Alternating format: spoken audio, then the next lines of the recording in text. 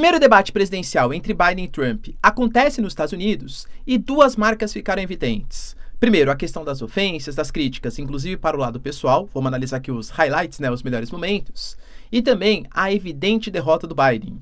O Partido Democrata considera, inclusive, a troca do candidato. Por que será que ele saiu tão derrotado assim?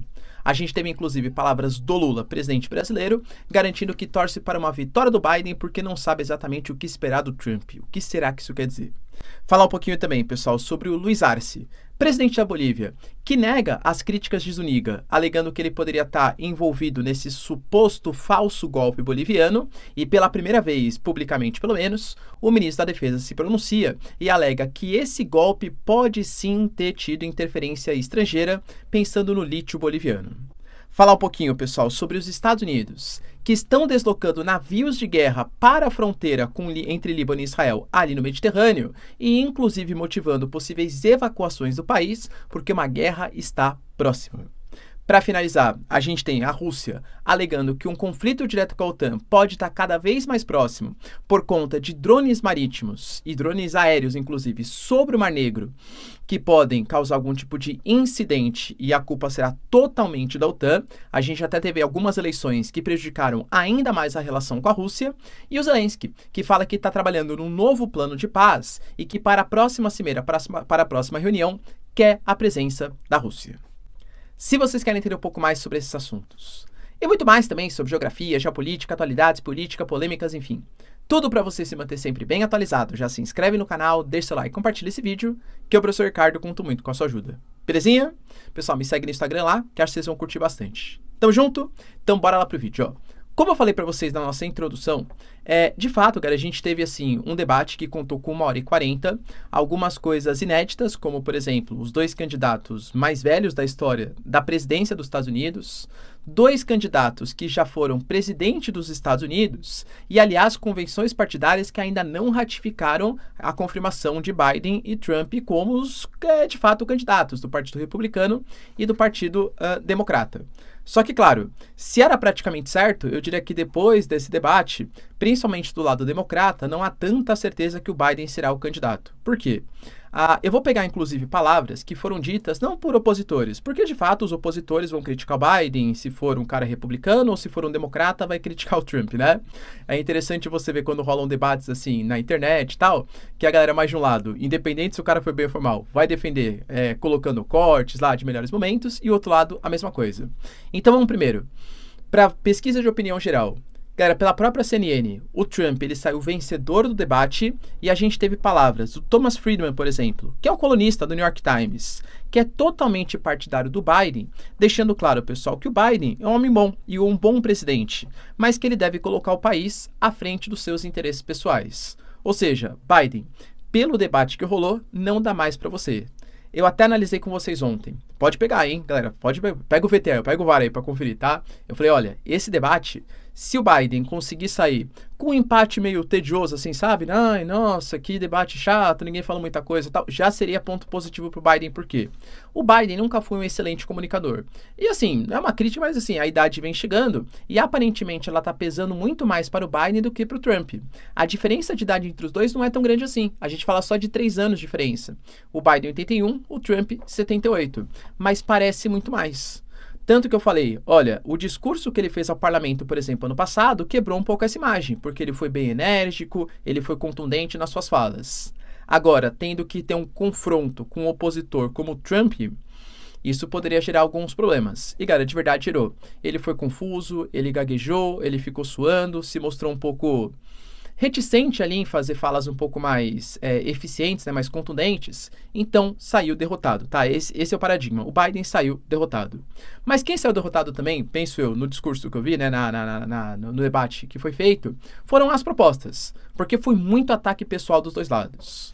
Por exemplo, a gente teve o Biden colocando que o Trump era um criminoso condenado e até falando que ele manteve relações, interpessoais, vamos colocar assim, com a atriz de filmes adultos Stormy Daniels, enquanto a sua esposa estava grávida. O Trump negou e inclusive falou, não fiz relações interpessoais com ela. chamando ele de criminoso condenado, inclusive. O que de fato é verdade, né? Só falta sair a pena e ele ainda tem 3 outros processos correndo na justiça. Aí o Trump foi lá, falou que ele é o pior presidente da história e tal, e falou inclusive do Hunter Biden. Outras vezes, Hunter Biden é o filho do Biden, que também é um cara condenado. Condenado primeiro, porque ele falsificou a declaração que não usava opioides para conseguir ter acesso ao posse e porte de equipamentos, né? Sabe o que eu tô falando? E também existe uma coisa meio estranha aí correndo de supostos negócios que ele teria feito junto com a Rússia, com a China, com a Ucrânia, depois que um notebook foi deixado para conserto e algumas informações pessoais foram divulgadas. Então, Hunter Biden é o calcanhar de Aquiles do Biden, vamos colocar. Sobre a economia, a gente teve, pessoal, pontos importantes, como, por exemplo, o debate sobre inflação. O Biden, nisso é fato que a inflação nos Estados Unidos aumentou bastante, que a dívida pública aumentou bastante e que o Fed, o Federal Reserve, está mantendo a taxa de juros alta para tentar conter essa inflação. Ele justificou que foram por conta de questões pós-pandemia, que não é só os Estados Unidos, mas que todos os países do mundo sofreram com isso. O Trump atacou, falou que no seu período presidencial foi o maior crescimento da história, o que também não é verdade, né? O próprio período Bill Clinton, que nem é tão distante assim, teve um crescimento maior, mas é fato que o crescimento dos Estados Unidos estava bom até o momento da pandemia também. Aí a gente teve uma queda, tal, que foi meio que típico de todos os países do mundo também. Mas ele falou, galera, uma questão muito forte, também atacando Biden, que ele só criou empregos para os imigrantes legais. Inclusive garantindo que os prédios de Nova York estão tomados com terror imigrantes porque o Biden liberou para todo mundo. Falando que prisões na Venezuela, na América Central estão vazias porque esses países estão mandando para os Estados Unidos. É uma retórica exagerada, um hipérbole e tal, né? E que foi uma marca também desse debate do Trump. Sobre a questão, por exemplo, do resultado das eleições, que é outro ponto frágil aí para o Trump, porque ele não aceitou os últimos resultados, há uma possível contestação, que é um dos casos que ele está sendo julgado, de tentar alterar o resultado das eleições da Geórgia.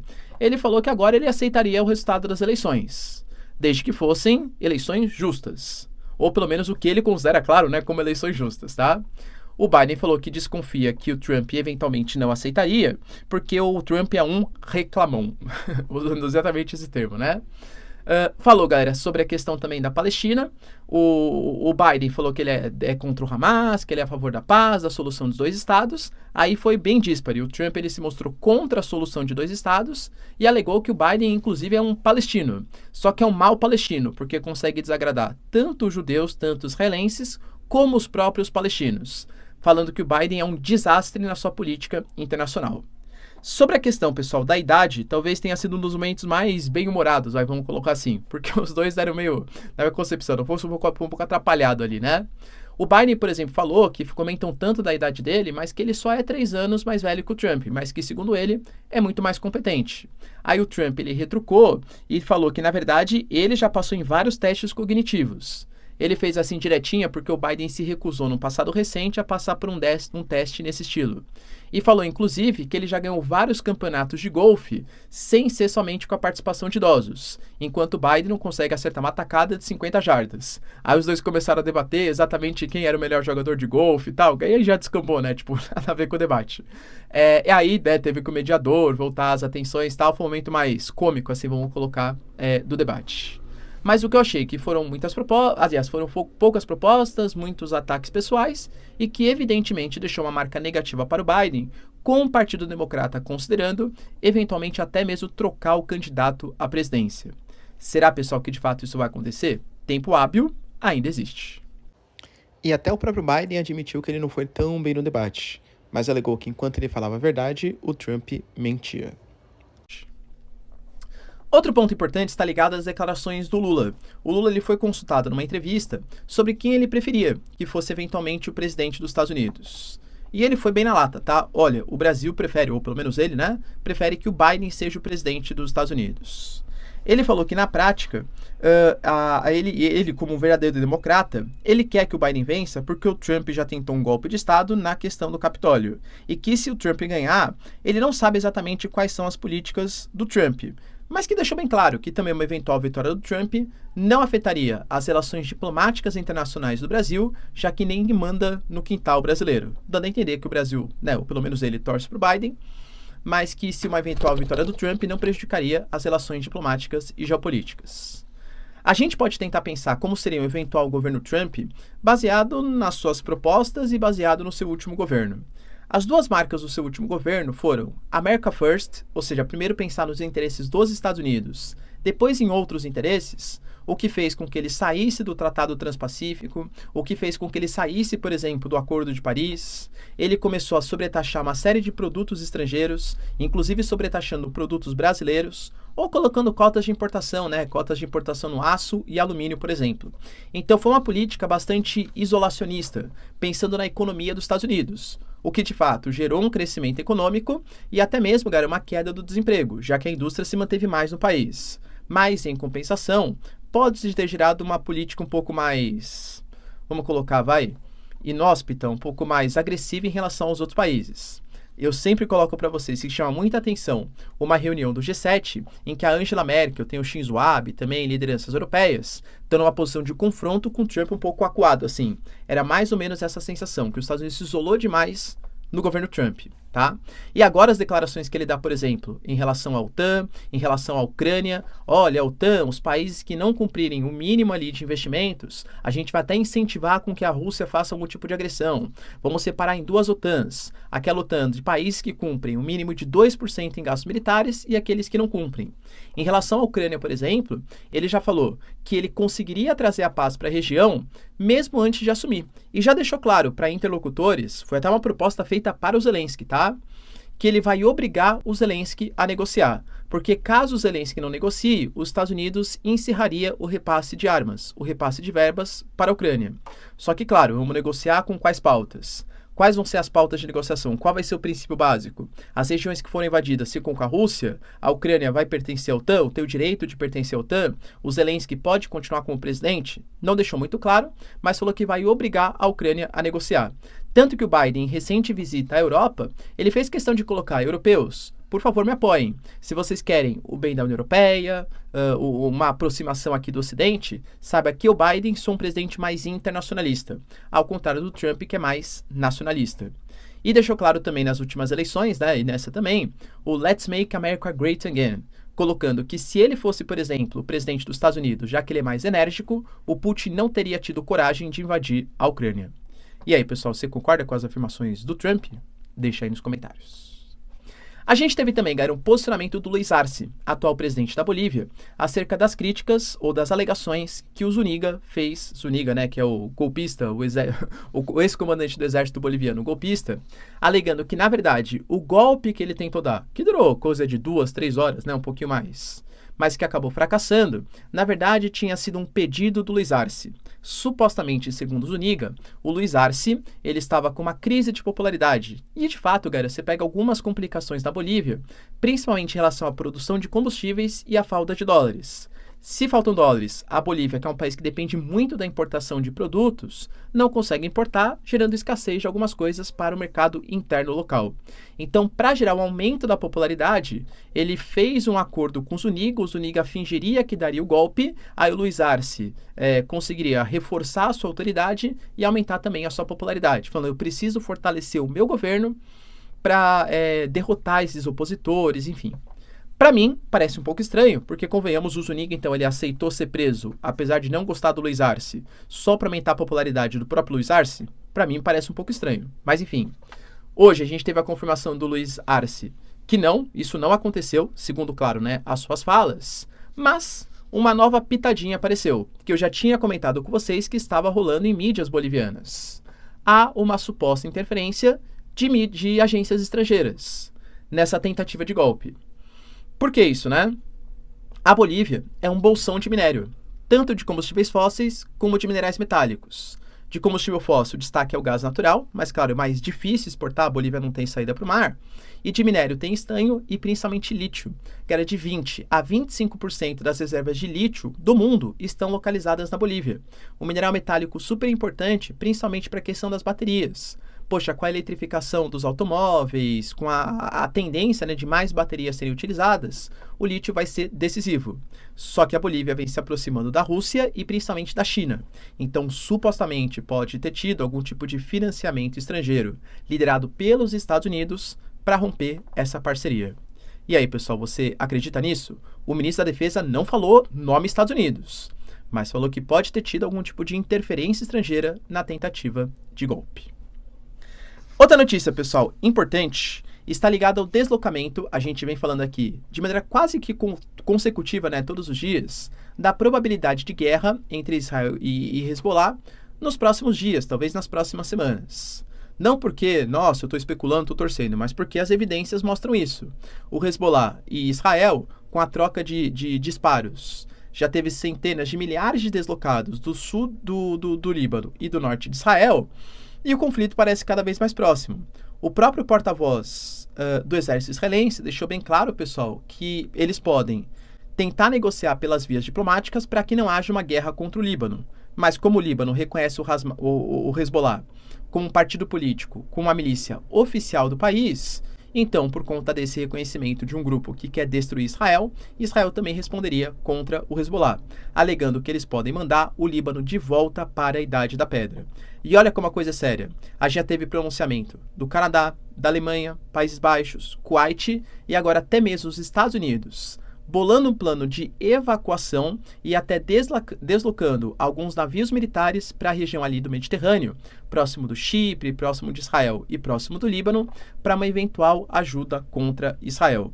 É óbvio que eles têm informações muito mais privilegiadas do que a gente, nós aqui somos analistas, né? Estou repassando as informações para vocês, tentando beber de fontes primárias, que são mídias oficiais, que são comunicações oficiais de ministros, presidentes e por aí vai, mas claro que os caras têm informações muito mais privilegiadas do que nós.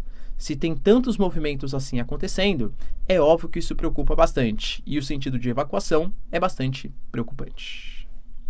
Para finalizar, pessoal, notícias importantes também acerca de declarações da Rússia, que demonstra grandes preocupações com movimentações aéreas próximas do Mar Negro. O Mar Negro é um mar que ele vai conectar a regiãozinha ali da Ucrânia, ou o que a Rússia considera como Rússia, né?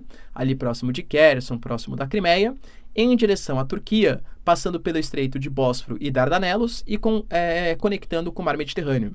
Região super estratégica e que, inclusive, os analistas geopolíticos, inclusive eu, considero que foi um dos motivos pelo qual a Rússia criou essa espécie de corredor entre a Rússia, passando por Donetsk, Lugansk, Zaporizhia, Kherson, chegando até a Crimeia, para ter acesso ao Mar Quente, para ter acesso a Sevastopol, a uma região que não congela durante o ano inteiro e que traz a possibilidade de comércio muito mais facilitado com o Oceano Atlântico, tá? Então, óbvio que tem interesses geopolíticos e econômicos por trás dessa incursão da Rússia. Pois bem, pessoal, os Estados Unidos, segundo a Rússia, aumentaram bastante as suas movimentações com drones, com equipamentos aéreos não tripulados, próximos do Mar Negro. E a Rússia colocou que um conflito direto com a OTAN está cada vez mais próximo, justamente por conta da utilização desses drones. Segundo a Rússia, esses drones servem à inteligência ucraniana e ficam pegando ali, capturando informações que serviram inclusive para a Ucrânia, num passado recente, ter disparado 5 mísseis com munições cluster, com bombas de fragmentação e terem causado a morte de 4 civis, se não me engano, né? 4 ou 5 civis, mais o ferimento de quase 150 pessoas em uma praia em Sevastopol, na região da Península da Crimeia. Como a Rússia considera que isso foi um atentado ao terror, que foi feito pelos Estados Unidos, com a anuência dos Estados Unidos, com drones, com sistema de imagem de satélite, tudo controlado pela inteligência americana, considera como uma interferência direta. Eu até coloquei para vocês, olha, houve negociações com convocação de embaixador, a Rússia está falando, por exemplo, em aumentar a presença de mísseis de médio alcance, já que os Estados Unidos também estão fazendo isso nesse momento, e agora coloca que se os drones continuarem passando por aquelas porções, sim, pode haver uma colisão e essa colisão acabar culminando com um conflito direto entre OTAN e Rússia. Os Estados Unidos já responderam e alegaram que navegar, tanto do ponto de vista marítimo, né, mas também sobrevoar o espaço aéreo do Mar Negro, é um mar internacional. São águas internacionais ou um espaço aéreo internacional, que a Rússia não pode reclamar. Agora, pessoal, se de fato invadir o espaço aéreo da Crimeia, será que a Rússia considera a Crimeia como espaço seu? Mas será que é da Ucrânia? Será que os americanos estão autorizados, sim ou não? Porque, teoricamente, os Estados Unidos não reconhece a anexação da Crimeia. É território ucraniano. Então, pode dar algum tipo de complicação no futuro próximo. Percebe que a retórica, né, ficando cada vez mais perigosa. E o Zelensky, pessoal, que percebeu? Até o Trump falou sobre isso, tá? Olha, a Ucrânia está perdendo a guerra. Quem colocou a Ucrânia na situação foi o Biden. Isso no debate eleitoral. Mas o Zelensky deixou claro que ele está a fim de negociar a paz. O Zelensky falou que ele tem um plano para acabar com essa guerra, porque ele não quer prolongar a guerra e que ele quer uma paz justa. E justamente por querer essa paz justa, que ele defende que a Europa, os Estados Unidos, continuem financiando os ucranianos, porque a Rússia só entende a linguagem da força. Mas que ele sabe que ele quer estabelecer um processo de paz, e por isso ele falou que ele vai fazer um plano muito mais detalhado para a próxima cimeira pela paz. A primeira foi a cúpula de paz na Suíça, que, convenhamos, nenhum país dos BRICS participou, ou se participou, não assinou a resolução final. A Rússia, que era a principal interessada, junto com a Ucrânia, no processo de paz, também não participou dessa cimeira. O Zelensky garante que ele está bolando um novo plano mais detalhado pela paz, que vai ser apresentado numa próxima reunião, que deve acontecer antes de novembro. Até convenhamos, galera, por determinação do Biden, do Partido Democrata, que quer mostrar algum tipo de resolução, algum tipo de resultado para a guerra entre Rússia e Ucrânia.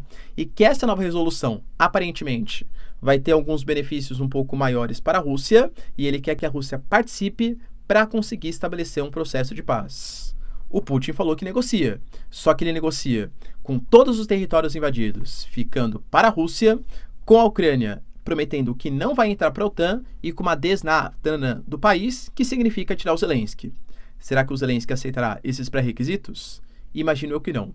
Qual é esse novo plano de paz que o Zelensky está bolando e que, segundo ele, vai contar com o apoio de toda a comunidade internacional? Deixa aí nos comentários, quero saber sua opinião. Do mais, galera, se vocês curtiram o vídeo, tamo junto, beijos, abraços e tchau, tchau.